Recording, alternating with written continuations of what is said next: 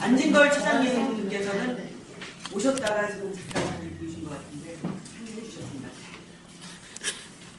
네, 오늘 격려사를 해주시기 위해서 심상정 김거정이다 국회의원님께서 함께 참여해 주셔서 이 자리를 기대드립니다. 또 아울러서 이종걸 우리 사선 의원님께서 같이 특히 또 본인이 피해자이시기도 하기 때문에 오늘 이 자리에 사실은 반드시 오셔야 될 분이고요. 또 최근에 통기법 관련해서 중요한 대표 발의를 해주신 우리 소영교 의원님께서도 김재남 의원님께서 지금 진보정의당의 또 이 어려움을 함께 계셔서 관심을 가지시고 또 우리가 서명 발의할 때 도움을 많이 주셨습니다. 먼저 심상정 의원님께서 격려사를 해주시고 또 이종걸 의원님 크게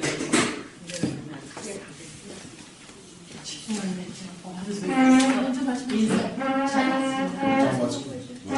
10시에 지금 이소희 법안인데 제가 온 이유는요 좀 안타까움을 얘기하기 위해서 또 왔어요. 기본적으로 와야 되고 더도 있어야 하는데 제가 벌금형이라고 하는 통신비밀보호법에 벌금형을 넣어서 말을 발의했잖아요. 근데 사실 이 흐름을 좀 더 인지하였다면 제가 11월에 낸 법안에 그 얘기가 들어있었어요.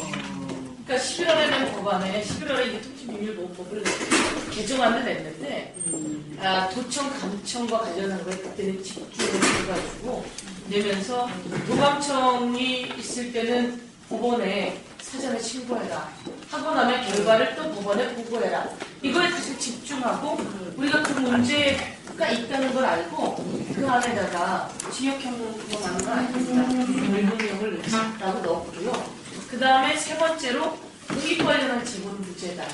과거에 이 내용들이 확보가 안 됐으니까 11월에 그 내용을 진보 네트워크 쪽에서 냈던 내용을 가서 처리를 했는데 그 내용이 들어있었어요. 그래서 사실 그걸 좀 더 노회찬 의원님 사건이 이렇게 되는 줄 알았다면 좀 더 빨리 움직여서 그렇게 하면 진짜 그랬을 텐데 나중에 이제 이 사건이 저는 이 사건과 무관하게도 그게 필요했기 때문에 냈는데 그래서 더 안타까움을 갖게 되더라고요. 그래서 이건 뭐 노회찬 부합입법 뭐 이랬는데 전혀 그것이 아니고 기본적으로 다 돼 있었음에도 불구하고 이런 사건이 사실은 계류 중인 걸 저야 그 다음에 알게 되면서 거기에 저희가 11월에 했던 지금 이제 다시 법안 속에 그 법안이 계류 중인데 공익 관련한 제보는 무죄다라고 하는 것을 냈고 강력하게 그걸 주장하면서 제가 통과시켜 낼 것이고 그것으로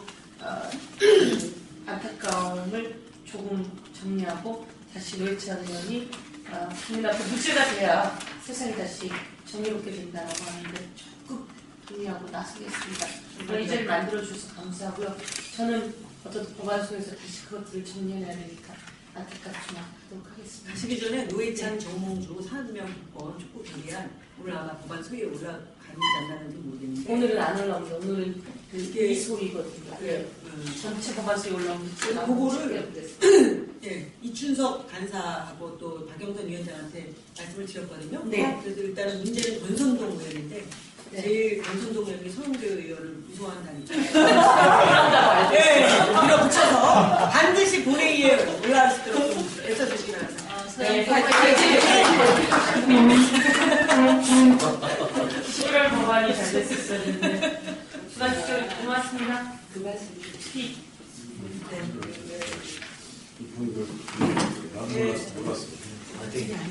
심상정 의원님께서 격려사를 해주셨습니다. 격려사를 감사의 말씀 간단히 드리겠습니다. 오늘 살리고 민주주의와 정의를 살리는 데 함께 해주신 프로그램 당이 다름에도 불구하고 전 살리는 데 서선수건에서 앞장서서 주신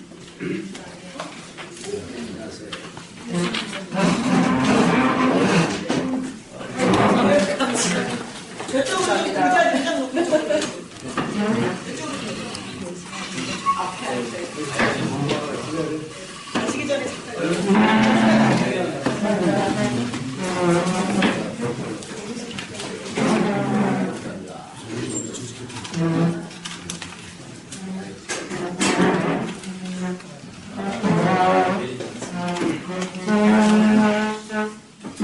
앞으로들도 좀 오세요. 너무 멀리 계셔서 안 보이는 거예요.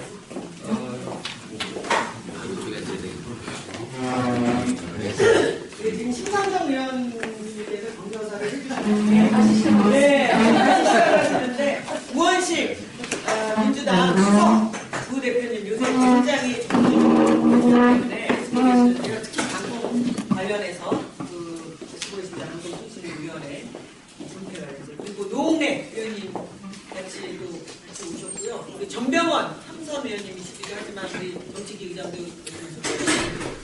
지금 저희들이 모든 거를 철학적으로나 전략적으로나 의지하고 있습니다.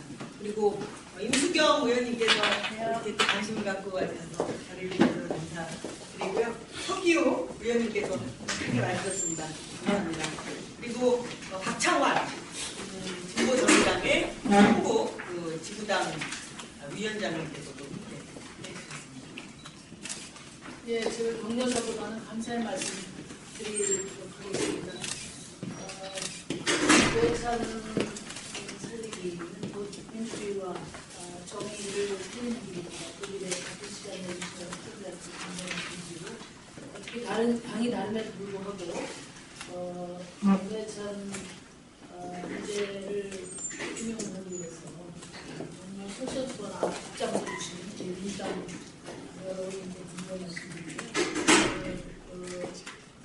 바쁜 중에도 프로그램을 주최해 주신 유승민 의원님 그리고 좀 전에 다녀가셨습니다만 통신기술보호를 발의해 주신 우리 서영교 의원님 그리고 또 노회찬 의원과는 또 아주 가까운 동기이시면서 항상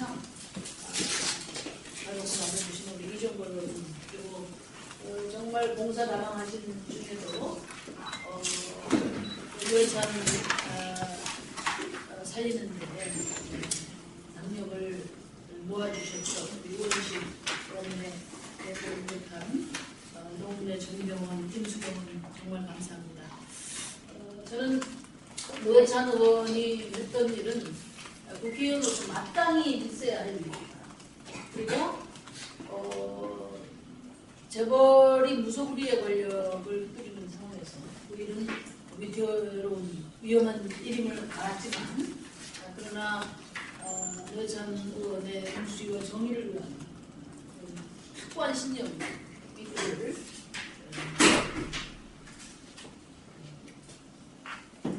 국민들한테 세웠다. 그리고 지금 시대정신으로 이야기되고 있는 경제민주화를 위해서는 바로 피고와 원고가 뒤바뀐 피어진 검을 우리 국회가 바로잡을 수 있을 때 일단은 사법 정의와 또 경제 민주화가 가능하다. 이 믿음을 저는 이번 사건이 결국 삼성이라는 거대 권력에 맞선 의로운 정치인을 사법 정치 살인하는 것이다. 이렇게 생각을 합니다.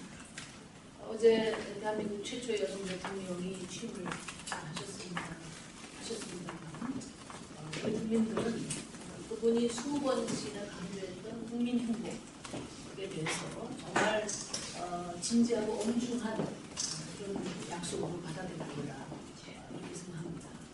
그리고 다시 실패한 정부를 하는다는 것이 국민들은 되돌릴 수 없는 불행일 것이다. 그런 점에서 박근혜 정부가 정말 약속한 대로 민생과 대통합 그리고 시민과 신뢰를 다해서 성공하는 정부가 되길 바라고 그런 점에서 지금 취임 이전부터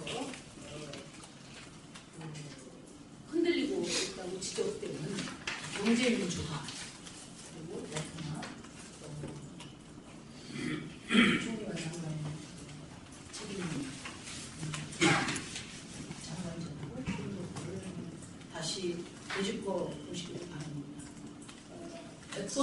다시 생각해보고 여성 후보에게 불법 정치자금을 건네보고 또 검사들에게 떡값을 건네는 그 대화의 내용이 사생활 비밀을 보호하는 것을 우리가 수용한다면 대한민국의 민주주의는 없다. 이런 생각이 진보정의당은 민주당을 포함한 야당과 진보정의가 합쳐서 이번 사법부의 판결을 제대로 마무리하는 일을 멈추지 않을 것이다. 오늘 이 토론을 통해서 국회에 다시 한번 확인하고 현실민주주의법 내용과 또 노회찬 무죄임을 박근혜 정부가 결자되지 않도록 하는 이런 정치적인 성과들이 이어지기를 기대합니다. 감사합니다. 예, 오늘 그 노회찬은 무죄다 긴급 토론회 신당동 진보정의당 전 대표께서 이종거 의원님께서 잘만 풀면 박근혜 정부가 참 운이 좋은 겁니다. 박근혜 대통령이 노회찬 의원을 사면하면 최소한 5년에 한 2년 정도는 편할 것이다. 좋은 기회를 놓지 말고 잘 활용했으면 좋겠다는 그런 바람을 가지고 있습니다. 오늘 오신 분들 몇 분 안 되지만 노회찬의 그 법의 불평등, 법의 비항목적성, 전형이 된 피해자로서의 노회찬을 살려야 된다는 의원들의 목소리가 커질 것이고 끝날 때까지 아마도 노회찬 살아있습니다. 노회찬이 우리한테 국회의원으로서 같이 함께할 것이다. 분명히 명심.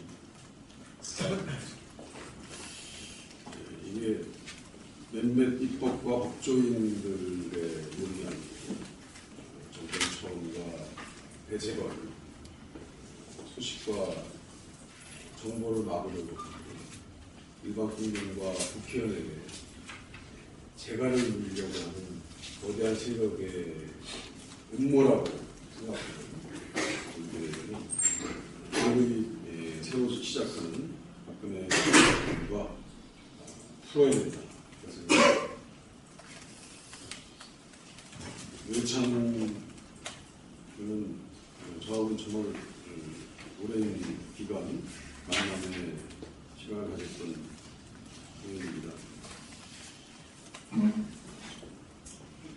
갑자기 들어와가지고 저와 고등학교 동기라는 풍년한 바람에 내가 10년 정도 손을 봤지만 곁에 있었던 그때가 얼마나 좋았는지 노회찬을 불러보고 싶습니다. 노회찬은 분명히 곁에 있어야 되고 앞으로 있을 것이다. 그래서 우리 남성 발표자 토론자께서 이렇게 깊이 토론해 주셔서 너무 고맙습니다. 그런데 심상정으로 항상 계신 우리 서영규 의원을 개발도 해주고 유승희 의원님 이렇게 토론을 만들어 주셔서 여성 주도의 국회의원 어머니가 큰 누나 같은 결자 해지에 여성 의원님들이 이렇게 맹렬 활동하는 것에 대해서 저는 무한한 감사합니다. 너무 고맙습니다. 맞습니다. 지금 대표적으로 민주당 의원들 대표에서 또 한 분 정도 더 말씀을 드리려고 했는데 시간이 너무 많이 지나가고 정명원 의원님 그래도 예.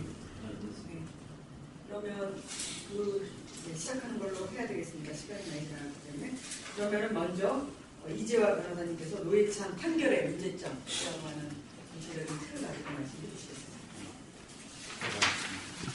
제가 부제로 다시 쓰는 노회찬 판결입니다.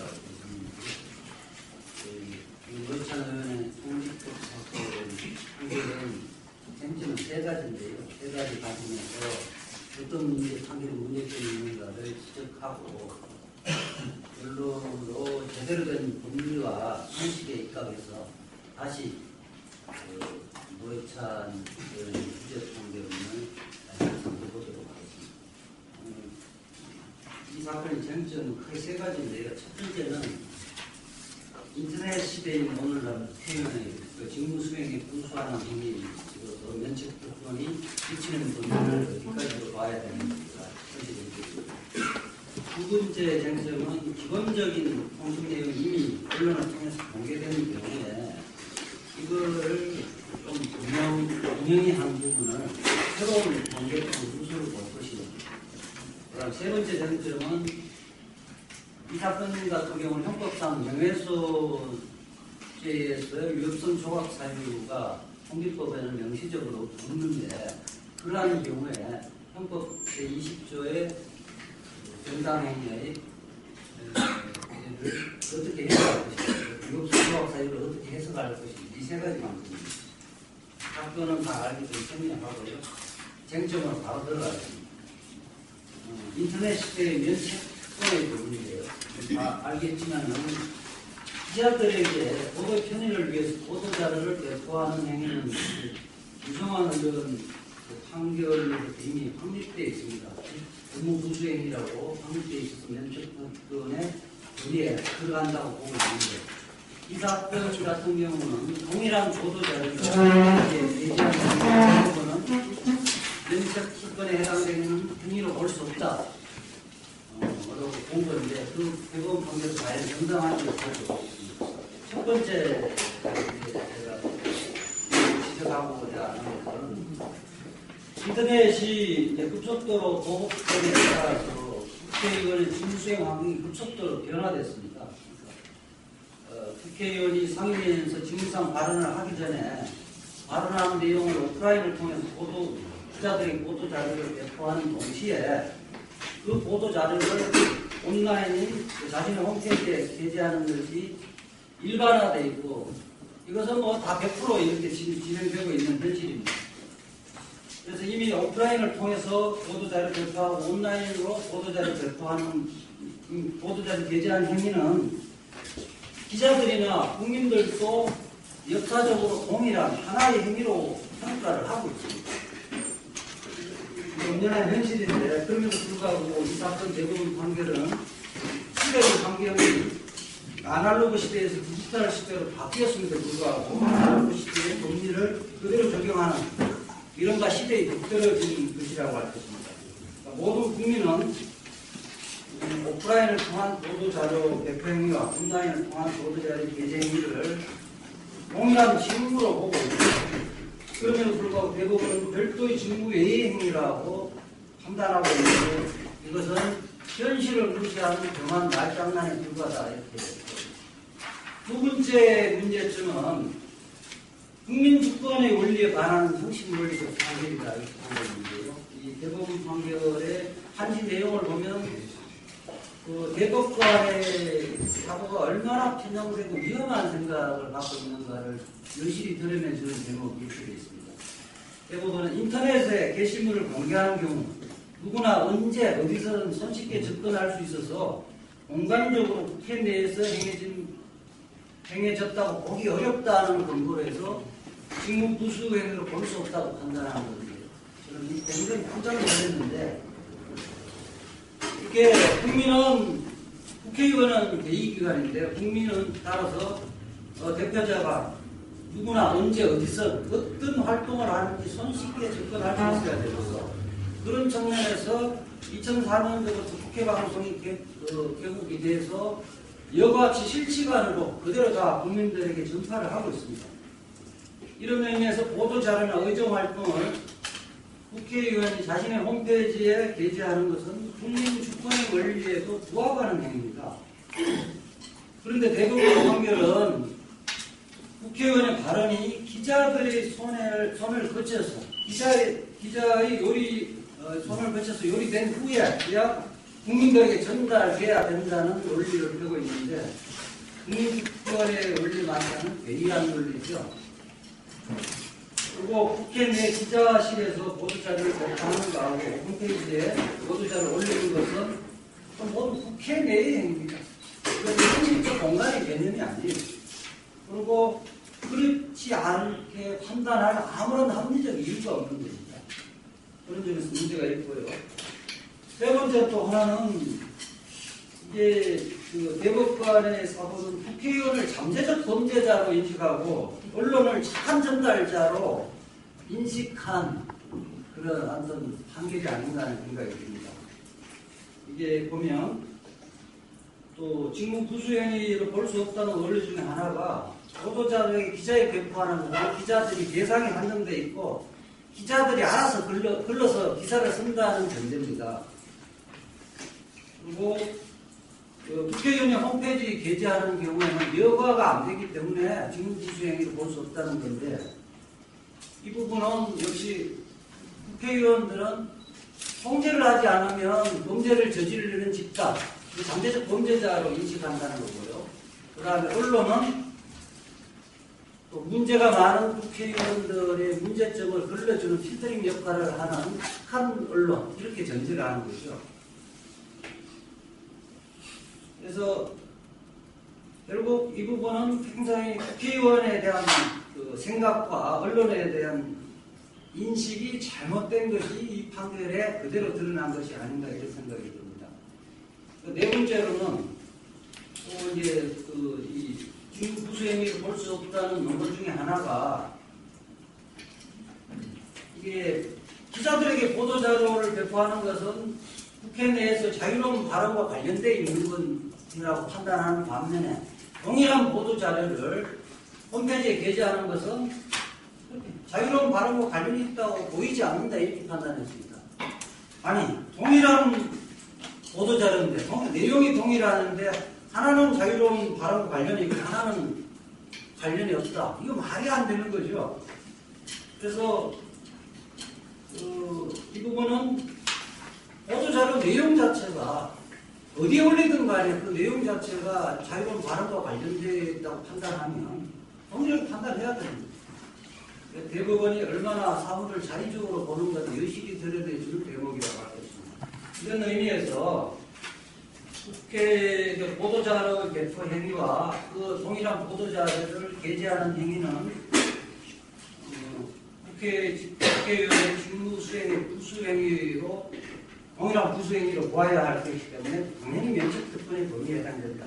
따라서 면책특권에 해당되면 피고인에 대하여 재판권이 없는 데 해당돼서 공소기각을 해야 합니다. 그 다음에 두 번째 쟁점, 통신비밀 누설에 해당되는지가 쟁점인데,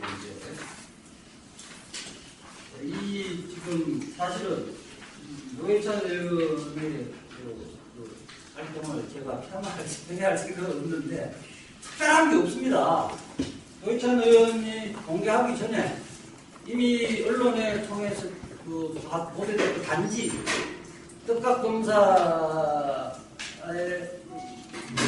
이름이 설명이 안 되고 이니셜로 표시되어 있던 건데 이니셜을 실명으로 부처화한 겁니다. 그렇기 때문에 노회찬 의원의 행위로 인해서 새롭게 누설된 비밀이 없습니다. 그렇기 때문에 이 구속요건 해당성이 없다고 보여줘요. 이 판결을 보면요. 이학수하고 홍석현의 대화가 사실은 통신비밀보호법의 보호법익인데 그 부분을 문제 삼고 있는 것이 아니라 떡값검사들의 명예를 문제 삼고 있는 판결이에요. 실제로 보면 떡값검사의 명예부는 통신비밀보호법의 보호법익이 아니에요. 이것은 형법상 명예훼손의 보호법익인데 이 부분을 잘못 판단한 거죠. 형법상 보호법익 부분은 문제되버린 그거는 1심, 2심에서 2심과 대법원 확정했지만은 이 부분은 유법 조각 사유가 된다는 거잖아요. 그렇기 때문에 이 실질적인 내용에서도 문제가 있다 이렇게 보여지고요. 마지막으로 이 가사 이제 백보 양보하더라도 면책특권에 해당되지 않고 구속요건에 해당성이 없다 하더라도 이것이 과연 정당행위로서 위법성 조각이 되지 않느냐, 이것이 문제되는데,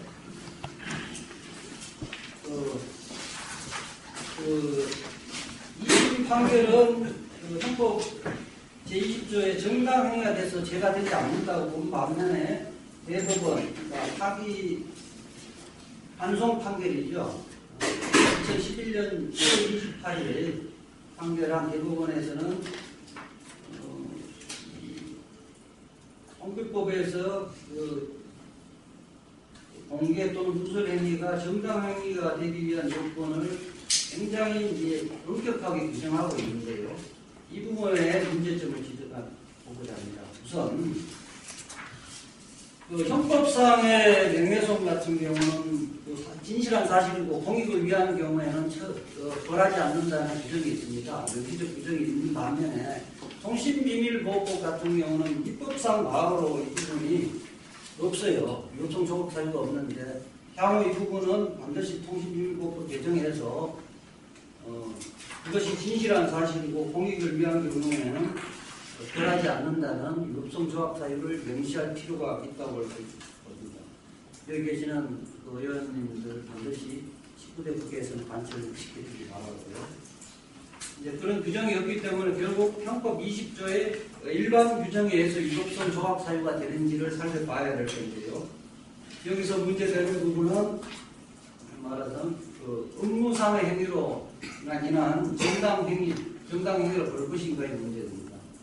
그러니까 대법원 판례는 4가지 관점에서 이것이 불법, 감청, 녹음에 관여하지 않은 자가 통신 또는 대화 내용을 공개하는 행위가 정당행위가 되기 위한 요건을 규정하고 있는데, 다시 한번 생략하고요. 이 대법원 판결에 따르면 이게 불법 감청 녹음에서 수집된 통신이나 대화의 내용을 공개하는 행위가 정당한 행위가 되는 건 사실상 불가능하게 되어 있습니다. 공인의 통신 또는 대화이고 그 내용이 진실이고 공익을 위해서 공개할 필요성이 있는 경우에도 공개를 하면 죄가 되도록 되어 있습니다. 이것은 우리 국민들의 법감정에 전혀 맞지 않는 거죠. 만약 대법원 판례 취지대로 한다면 어떻게 되냐면 불법 감청 녹음된 통신 대화가 대화자의 대화 또는 통신 비밀은 사실상 절대적으로 보장되게 되는 문제가 있습니다. 우리 헌법상의 기본권은 타 기본권을 침해하거나 타 기본권이 우월할 경우에 일정한 제한을 할 수 있도록 되어 있고요. 절대적 기본권은 없습니다. 그렇기 때문에 이러한 관련은 통신 비밀과 대화의 비밀은 절대적 기본권이 아니라 공익을 위해서 제한될 수 있고 국민의 알 권리의 요청이 더 큰 경우에 제한될 수 있다는 기본권 제한 원리의 관점에 비춰봤을 때 이 대법원 판결은 문제가 있다고 할 것입니다. 따라서 대화자가 공인이고 공개할 내용이 진실이며 대화 내용의 공개가 공익을 위한 것일 때는 그 통신 비밀과 대화 내용을 공개하더라도 위법하지 아니한 것으로 해석할 필요가 있습니다. 이러한 점에서 대법원 정당행위의 요건은 너무 엄격하게 제한되어 있어서 부당하다고 할 것입니다.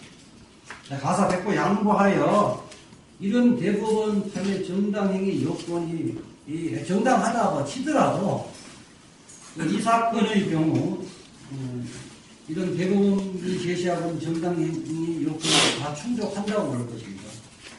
첫 번째는 재벌이 수사기관인 검찰을 관리하는 것은 국기를 문란시키는 것입니다. 그래서 이를 공개하지 않으면 재벌과 검찰의 유착관계는 근절되지 않는다고 볼 것이고요. 또 8년 전에 있었던 일이지만은 그동안 언론이 특정 검사가 삼성으로부터 실제로 돈을 받았는지 돈을 받은 검사가 누구인지를 특정하지는 않았습니다.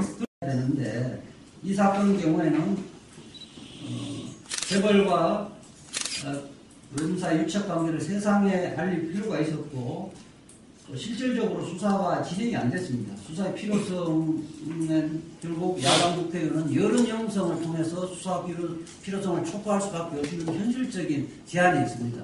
이런 점에서 공개로 얻는 이득이 그 통신비밀 보호에서 달성되는 이득보다 크다고 할 것입니다.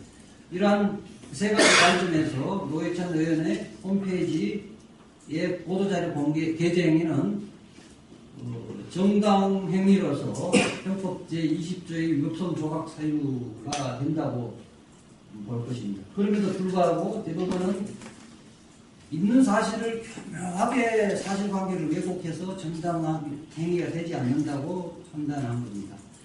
결론적으로 대법원 판례는 여러 가지 법리와 건전한 상식에 비춰봐서 도저히 앞서갈 수 없는 관계에 있어서 제가 이 자리에서 다시 판결문을 간략하게 작성을 해보겠습니다.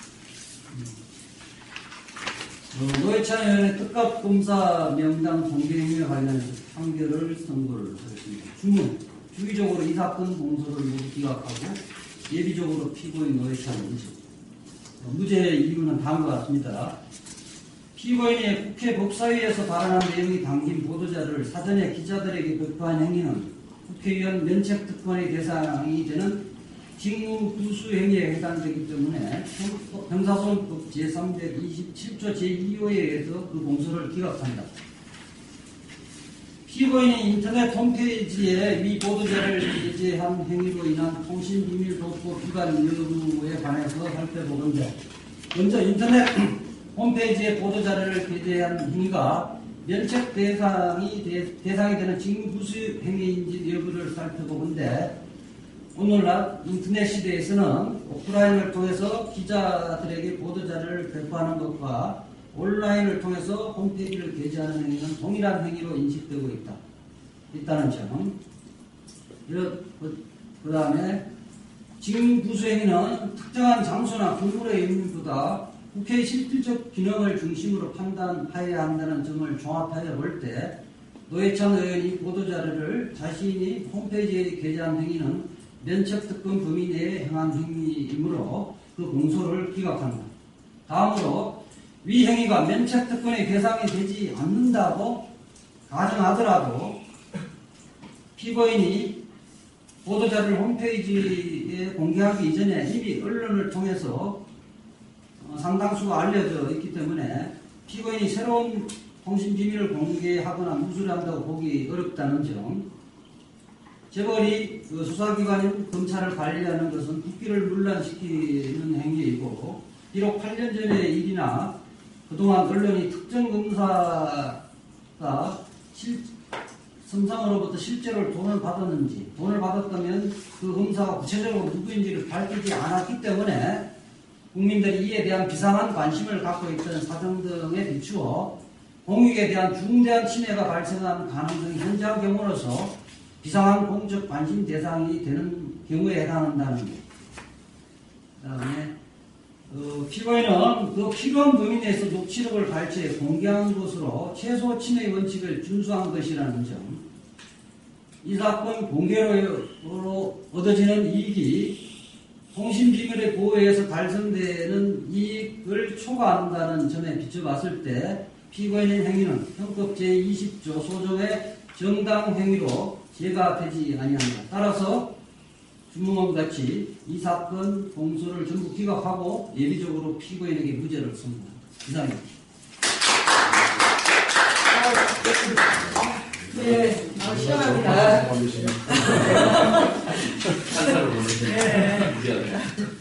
지금 아시겠지만 이재하 변호사님은 이제 정봉주 전 의원 변호인이십니다. 그래서 지금 현재 대법원 판결의 문제점을 발제를 해주시고 또 새로 쓰는 판결문을 이렇게 멋있게 발표해 주셔서 너무 감사드리는데 세 가지 점 굉장히 중요한 말씀 해주신 것 같아요. 첫 번째로 대법원 판결은 국회의원의 직무상 발언은 직접 일반 국민에게 여과 없이 전달되면 안 된다는 논리를 전제로 하고 있다. 그래서 대법관들이 국회의원을 잠재적인 범죄자로 언론을 진실과 허위를 제대로 여과한 착한 전달자라고 하는 잘못된 인식을 기초로 해서 판결했다.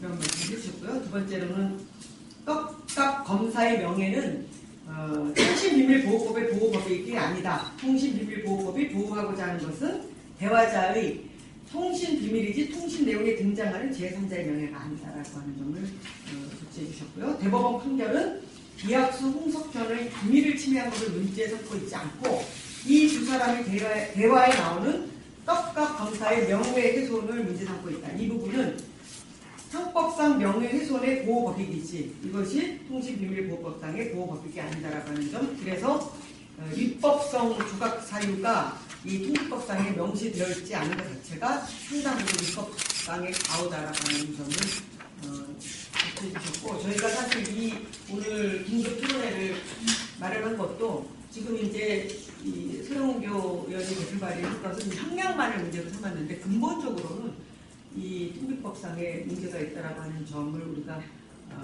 이 자리에서 좀 논의해서 개정안 발의를 하려고 합니다. 그런데 이제 그 좀 더 지금 심도 있는 논의가 필요하기 때문에 그 토론회를 조직했다는 말씀을 드리고요.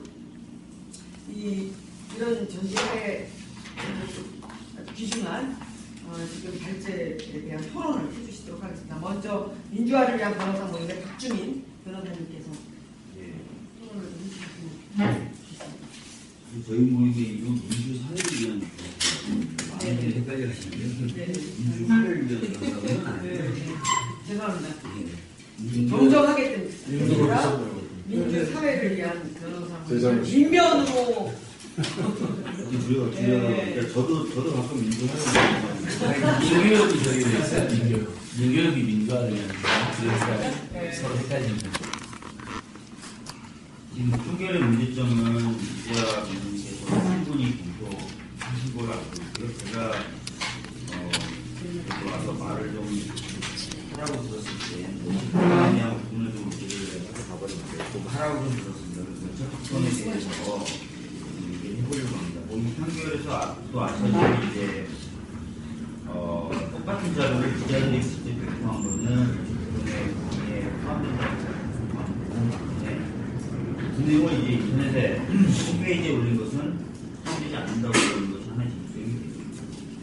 그 다음에 두 번째로 사실상 아까 이해원 선생님도 말씀하신 이제 통신비밀보호법상 보호법에게 대화의 비밀에 관련된 게 아니라 검사들의 이 명예보호를 위해서 이제 명예보호를 위한 판결이죠.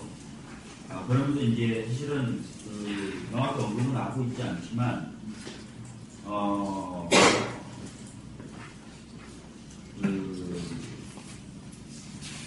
면책특권의 범위에 대해서 평가할 때 사실상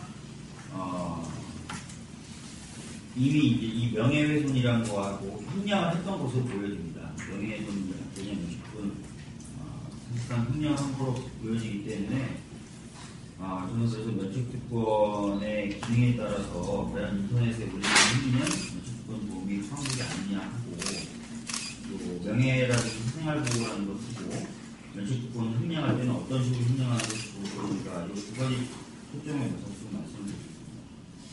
지금 이런 얘기가 좀 필요한 이유가 뭐냐면 최근에 면책특권을 비롯한 대부분의 논의는 명예나 사생활의 보호를 위해서 면책특권의 범위를 제한하는 데 집중이 되어 있습니다. 논문을 한번 찾아보시면 최근에 나온 논문들은 다 국회의원들의 면책특권을 명예보호나 사생활 보호를 위해서 축소시켜야 된다는 논의에 집중이 되어 있다는 걸 아실 수 있습니다. 그 이후로 이제 대부분의 논문에서 보고 있는 것은 대부분의 국회의원들이 이제 정쟁을 일삼는다. 그래서 확인되지 않고 근거가 없는 비난이나 비판을 하려고 하고 실제로 그것을 위해서 면책특권을 이용한다. 국민들이 정치권에 대한 불신을 많이 갖게 만든다라는 얘기를 들고 있고 또 하나 이제 그런 논문들이 많이 들고 있는 것이 의원이 예전과 달리 이제는 정당이 이제 강화되면서 정당이 한 구속 기관에 전락하면서 의원 개개인에게 이런 특권을 부여할 의미가 없지 않느냐라는 논문을 들고 있습니다. 하여튼 최근의 논문들은 이 국회의원들의 면책특권을 어떻게 제한하느냐, 제한을 할 때는 어떤 방법을 써야 되냐, 헌법을 개정해야 되냐, 입법론으로 가능하냐 이런 논의에 있다. 그래서 그 논의하고 약간 좀 괴를 달리하는 하나의 논의가 될 수 있기 때문에 좀 더 많은 깊이 있는 논의가 좀 필요한 것 같습니다. 물론 제가 그런 논의를 할 수는 없을 것 같고요. 앞으로도 한번 여기 계신 의원님들은 그런 시점에 맞춘 연구도 좀 하셔야 될 것 같습니다. 사실 뭐 면책특권이라고 하는 것은 이제 국회의원이 국민의 대표자로서 국회 내에서 자유롭게 발언하고 표결을 할 수 있게 함으로써 국회가 수행해야 될 헌법에 따라서 수행해야 될 권한을 제대로 수행할 수 있도록 보장해주는 그런 기능을 합니다. 그래서 사실 면책특권이 이런 의의를 고려하면은 면책특권이 대상이 되는 행위의 범위를 제한하는 국회에서 라는 이 단어의 의미에 대해서 좀 달리 생각해 봐야 되는 것이죠. 여기서 얘기하는 국회에서라는 것을 아까 이재하 변호사님도 말씀하셨듯이 단순한 단수적 의미로서 새길 것이 아니라 의정 활동이 이루어지는 모든 장소를 좀 포함하는 기능 중심적으로 접근할 필요가 있다고 보여집니다. 따라서 뭐 원내의원 단체라든지 또는 의원총회에서 행해진 소속 의원들의 발언이나 표결조차도 사실은 그것이 국회 구성관이라는 기능상의 측면에서 봤을 때는 면책특권의 범위에 포함된다고 봐야 할 것이고요. 이 사건에서 논란이 되고 있었던 인터넷에 있어서도 마찬가지로 인터넷에서의 활동 역시도 포함돼야 된다고 생각합니다. 그 이유는 왜 그러냐면 아까 이재 변호사님도 말씀하셨듯이 뭐 전자통신 기술이 발전하면서 의원의 활동을 단순히 그 국회라고 하는 장소적 범위 내에서의 활동에만 묶어둘 수는 없다는 것이죠. 그리고 사실 민주주의의 원형적 모습은 직접민주주의죠. 직접민주주의가 안 되다 보니까 이제 대의민주주의를 하는 건데, 그래서 저는 기본적으로 대의민주주의의 한계를 깨고 직접민주주의에 다가갈 수 있는 기제와 도구가 있다면 적극적으로 사용하는 것, 적극적으로 사용하도록 권장하는 것이 민주주의의 어떤 기본적인 이념에 부합한다고 생각합니다. 그렇다고 본다면 최근에 발달하고 있는 인터넷 기술들, 이것을 통해 직접민주적인 어떤 민주적인 것이 가능하다면 많이 사용하고 많이 사용하도록 권장돼야 된다는 것이죠. 그렇다면 당연히 이 인터넷에서의 국회의원들의 활동, 그것을 통해서 국민들께서 실시간으로 국회의원의 활동을 보고 비판할 수 있는 것은 보장이 돼야 된다는 것이고요. 그래서 면책특권의 범위에 당연히 인터넷에서의 활동은 포함이 돼야 된다. 그것이 민주주의의 실질화라는 헌법적 요구에 당연히 부합하는 것이다. 라고 생각합니다. 그래서 이 판결에서는 그런 어떤 그 헌법적 요구에 대해서 제대로 고민하지 않았다는 것, 그런 것이 아쉬운 점이라는 것이고요. 물론 이런 논리가 아니더라도 이 판결은 너무너무 좋습니다. 사실 이재하 변호사님도 말씀하셨지만 오프라인에서 이미 기자에게 공개했다는 것은 당연히 기자들을 통하든 어떻든 인터넷에 공개된다는 전제한 것인데 그런 어떤 상식적인 어떤 이 기사가 만들어지고 배포되고 하는 것에 대한 또 과정에 대한 몰이해 아니면 일부러 고민하지 않은 것 이런 것에 기반한 판결이 아닌가라는 생각이 듭니다. 두 번째는 아까도 말씀드렸듯이 대법원이 이게 면책특권의 뭐 대상이 된다 안 된다라고 했을 때 사실상 기자에게 배포하는 것보다 인터넷에 올리는 게 검사의 어떤 이 문제가 되고 있는 검사의 명예에 보다 큰 위협이 된다는 전제하에 사실상 그걸 고려하면서 면책특권의 범위에 포함되지 않는다라고 판단한 것으로 보여집니다. 명예나 사생활 보호 이것하고 국회의원의 면책특권을 어떻게 형량하느냐 이것도 한번 검토를 해봐야 될 것 같습니다. 근데 아까도 말씀드렸듯이 최근에 주된 논의는 면책특권을 사생활의 보호라든지 명예보호를 축소시키는 그 논의 좀 집중이 되어 있어서 어떤 다른 시각을 갖고 있는 논문을 좀 찾기가 어려웠는데요. 몇 가지 논문에서 좀 시사할 점들을 좀 제공해 주고 있는 것 같습니다. 면책특권이 다른 어떤 법과 충돌했을 때 면책특권이 가지는 헌법적 의미에는 특별한 고려를 해야 된다는 것이죠. 아까도 말씀드렸듯이 이 면책특권이라는 것은 국회의원의 개인의 어떤 기본권을 보장하기 위한 것이 아니라 민주주의와 권력분립이라는 관점에서 국회의원의 기능을, 즉 국민을 위해서 수행하는 기능을 보장하기 위한 것이기 때문에 이런 어떤 면책특권의 헌법적 의미에 대한 특별한 고려가 있어야 된다는 것입니다. 이런 특별한 고려를 하게 된다면은 다른 기본권, 즉 사생활의 보호라든지 명예하고 충돌됐을 때 오히려 사생활의 보호라든지 명예가 뒤로 후퇴하는 것이 정상적인 경우가 훨씬 많다라는 것을 알 수 있죠.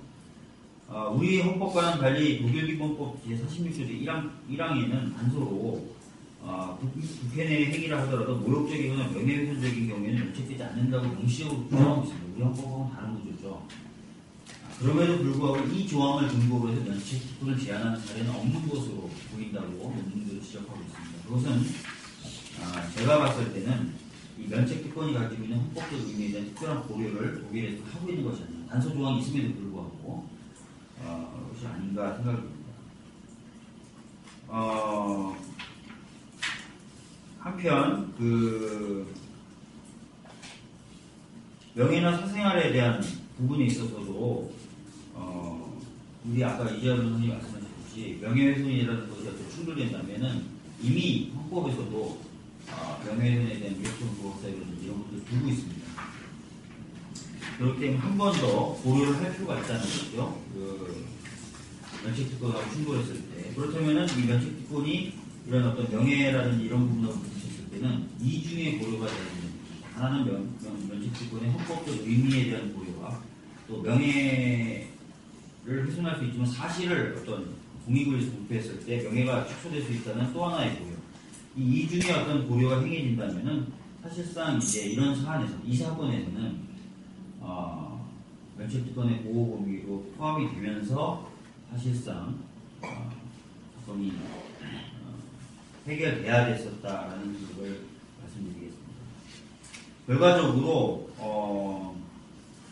이 사건에서는 최근에 변화된 시대 상황에 맞춰서 국회의원들의 어떤 활동 권리가 인터넷에서 이루어질 수밖에 없고 또 이루어져야만 된다는 사실을 무시한 것이고 면책특권이 갖고 있는 헌법적 의미라는 게 또는 가족과 충돌하는 명예가 사실이고 공익을 위해서 어떤 사실을 발표했을 때 명예가 축소될 수 있다는 두 가지 점에 대한 어떤 고려 이런 것들이 제대로 이루어지지 않은 판결이라고 보이고 상당히 아쉬움이 많이 남는 판결입니다. 그런 의미에서 그래서 입법부나 행정부가 추후에 계속해서 노력을 하셔서 이런 아쉬움들이 해소될 수 있고 이 사건에 관련돼서도요. 그리고 앞으로도 이런 사건이 반복해서 일어나지 않도록 하는 제도적인 어떤 장치들이나 이런 것들이 마련될 수 있었으면 한다는 말씀을 드리면서 제 말씀 마치도록 하겠습니다. 네. 굉장히 중요한 말씀을 해주셨는데요. 어쨌든 그 면책권에 대한 범위를 어떻게 해석하느냐, 그 헌법적으로 보장된 이 면책권의 범위를 입법부가 너무 좀 깊게 해석했다라고 하는 지적을 해주셨고, 그래서 특히 사법부가 국회의원 의정활동을 상당히 좋게 해석했는데, 그리고 국회 내에서 표결 발언하는 것 외에 행정부에 대한 견제 없이 정당한 의정활동으로 보호받아야 되는 측면들을 얘기해 주셨습니다. 그리고 어쨌든 이 면책특권은 헌법적으로 보장되는 측면과 사실을 공포했을 때 그 명예훼손과 공익적 편견을 고려했을 때 어떤 것이 더 크게 봐야 되느냐라고 하는 거, 특히 그 국민의 주권이라고 하는 측면에서 어떻게 판단해야 되는지라고 하는 문제에 대한 문제를 지적하시면서 이번에 그 사법부의 판단에 대한 아쉬움 얘기해 주셨습니다. 다음은 서보학 경희대 법학 전문대학 교수님께서 이 문제에 대해서 그리고 현재 참여연대 사회연수회 소장으로 활동하고 계십니다. 좋은 토론해 주시겠습니다. 네, 서보학입니다. 2011년 8월인가요? 그때도 국회에서 당시에는 판결이 확정되지 않았지만 대법원 판결이 유죄 취지로 파기 활동된 판결이 나오면서 비슷한 취지의 토론회가 있었거든요. 대법 토론자로 참석을 해서 대법원 판결 문제점 지적을 했던 것 같은데요. 대법원이 그때 많은 분들이 옳은 소리를 했는데 그걸 귀담아 듣지 않고 여전히 이해할 수 없는 상식에 반하는 판결을 내려서 답답하고 우리나라 대법원의 위상이라든가 대법관들의 법의식, 우리나라 법치주의 현실에 대해서 많이 안타까운 그런 생각이 듭니다. 이 대법원 판결을 보면 만약 상층부를 구성하는 정치 권력, 또 행정 권력, 그럴 때는 법적 표준력을 포함해서 경제 권력 이런 그 집권층의 불법 행위를 감시하고 또 폭로하는 데 굉장히 용감했던 그런 진보 정치인을 딱 찍어서 배제시키기 위한 그런 목적을 가지고 유죄의 어떤 결론을 내려놓고 굉장히 억지스럽게 형식적인 법 해석을 통해서 유죄의 결론에 이르러가는 그런 판결이 아닌가 생각합니다. 이것이 일반 국민들이 갖고 있는 어떤 상식적인 법 해석과도 많이 무리가 되겠고 우리 사회의 일반인들이 갖고 있는 건전한 그런 정의관념, 공관념에도 많이 반하는 그런 판결이다 이렇게 생각이 듭니다. 그래서 저는 제 프로그램은 말대로 적었지만 이런 판결은 아마 우리 사법사에서 굉장히 부러운 판결로 국회 내 모든 법안은 국민건강정기법 제9조 제4항에 저는 의한 프로그램에서 이제 흡연구역으로 지정되어 있습니다. 대법 판결의 법리적인 문제점을 흡연구역으로 검토를 지정된 했는데 이재화 변호사님이 발표하신 내용하고 위원회가 크게 각층에 다르지 않습니다. 실력변실 대부분 위에 소리가 때문에 모든 건물 내에서 겹치는 의견이 부분은 금지되어 그냥 있습니다. 간단하게 언급을 하고 흡연구역 추가적인 내에서 제 의견은 의견을 좀 말씀을 본인의 드리면서 건강을 물론 토론을 합니다. 타인의 건강에 대한 가해 행위입니다. 이 판결에서 이제 가장 문제가 동료 됐던 직원들의 것이 건강과 노회찬 쾌적한 전 환경을 의원이 위하여 직원 보도자료를 여러분께 적극적인 기자들에게 요청을 합니다. 배포하고 동일한 내용을 인터넷 홈페이지에 다시 한번 올리는 것이 알려드립니다. 과연 국회 내 모든 건물은 면책성의 범위에 포함이 되나 국민건강증진법 제9조 제4항에 의한 흡연구역으로 지정되어 있으며 흡연구역으로 지정된 면책특권의 공개 대상에 대한 흡연실과 직무 보수행위의 수사가 위원회가 이렇게 각층에 해석을 하고요. 실내 그것은 흡연실 외에 대법원 모든 건물 스스로도 내에서 판결을